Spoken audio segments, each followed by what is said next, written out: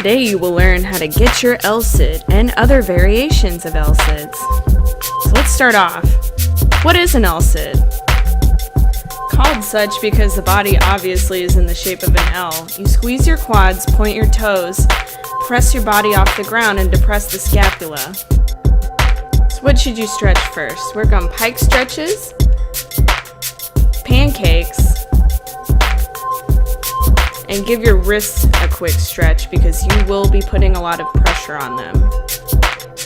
Make sure to stretch them in all directions and keep your elbows locked during all of the stretches. So why L-sits? They're a really great core exercise and a really good introduction to body weight holds. I have placed a link in the description about why L-sits. Alright, so let's get started. First thing you can do is elevate your hands to give yourself a little extra leverage. You can do this using yoga blocks, phone books, or even parallettes if you have those. And you'll press off the ground. Really squeeze those quads to get the legs lifted up. Keep your elbows locked and depress the scapula. What does that mean? Push your shoulders down. You don't want them up by your ears. Other ways to elevate the hands include going on your fingertips or on your fists. The motion is the same with each.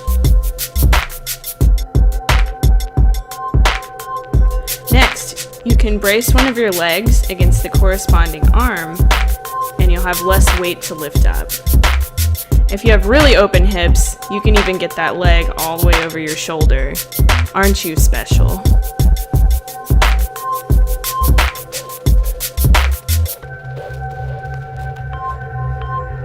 Next thing we can do, make sure you engage your quads, lift your butt off the ground, and you can alternate legs. Really keep everything nice, tight, and controlled. And eventually, try to get a little hang time in between each leg going up and down. Now we're ready for the full L-sit. Try to get it up to 10 seconds or more. Our first variation is a straddle L-sit. We have one hand in front and one hand behind. You can also do this on your fists or fingertips if you can't get off the ground. So make sure you lift your bum first and then lift the legs up.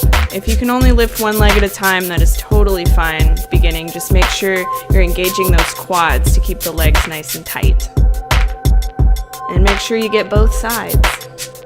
Nobody wants to be uneven. Our next straddle variation is hands in the middle. This one proves to be really difficult for some people. But make sure you're at least pressing your butt off the floor, and then you can alternate lifting each leg if you need to. You are definitely going to feel a lot of cramping in your hip flexors, butt, and quads. So feel free to lightly massage or heavily punch yourself in between sets. Alright, now for the bonus round. If you want to work towards that V-sit, bend the knees, press the butt off the floor, and alternate straightening one leg at a time. This is something to work on after you have a really good L-sit. Try to do each variation of your L-sit series 2 to 3 rounds of 5 to 10 seconds each, a few days a week. You got it. Thank you for watching. Here's to you having a long future of beautiful L-sits.